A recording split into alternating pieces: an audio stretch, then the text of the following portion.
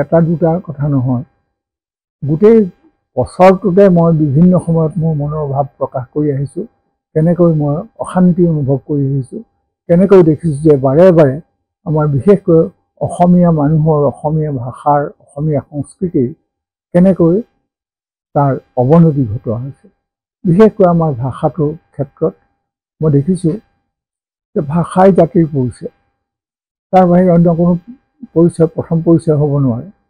মই সেইকাৰণে সদায় কৈ থাকোঁ যে জনমে মৰণে মই চিৰদিন অসমীয়া, অসমীয়া দেহ প্ৰাণ মন, জীয়াই থাকোঁতে মই অসমৰে অসমীয়া, মৰিলেও বৰিলম অসমৰ অমীয়া মনন। W. মাণিক ছাৰৰ এই কবিতাটোৰ এই অংশটো মই বিভিন্ন সময়ত মুখত মই লৈছোঁ আৰু কেতিয়াবা লিখিছোঁ। গতিকে মই কৈছোঁ যে আমি তিনিটা স্তৰ সদায় ভাবিব লাগিব মনত, নিজৰ ৰাজ্য স্তৰটো, দেশৰ স্তৰটো আৰু পাছত পৃথিৱীৰ স্তৰটো। সেইকাৰণে মই জাতীয়তাবাদ, মহাজাতীয়তাবাদ আৰু বিশ্ব মানৱতাবাদ এই তিনিটাত মই বিশ্বাস কৰোঁ। গতিকে জাতীয়তাবাদৰ বিৰুদ্ধে যি কাম কৰে সি মোৰ শত্ৰু।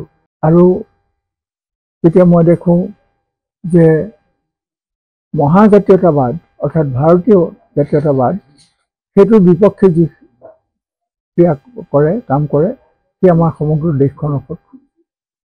আৰু যি মানৱতাবাদৰ বিৰুদ্ধে কাম কৰে, ধৰ্মৰ নামত হওক, ভাষাৰ নামত হওক, অন্য নামত হওক, সি হ'ল সমগ্ৰ মানুহৰ শত্ৰু। গতিকে মই সেইবাবে কোনো প্ৰকাৰে এই যিবিলাক ঘটি আছে সেই ঘটনাবোৰত মই সন্তুষ্ট নহয়।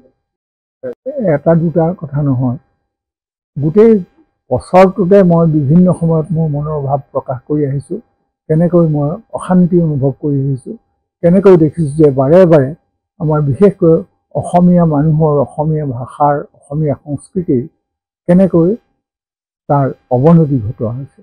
বিশেষকৈ আমাৰ ভাষাটোৰ ক্ষেত্ৰত মই দেখিছোঁ যে ভাষাই জাতিৰ পৰিচয়, তাৰ বাহিৰে অন্য কোনো পৰিচয় প্ৰথম পৰিচয় হ'ব নোৱাৰে।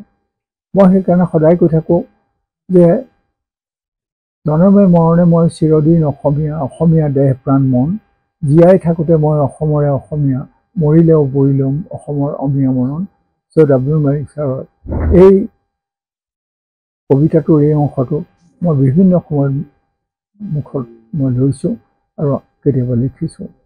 গতিকে মই কৈছোঁ যে আমি তিনিটা স্তৰ সদায় ভাবিব লাগিব মনত, নিজৰ ৰাজ্য স্তৰটো, দেশৰ স্তৰটো আৰু পাছত পৃথিৱীৰ স্তৰটো।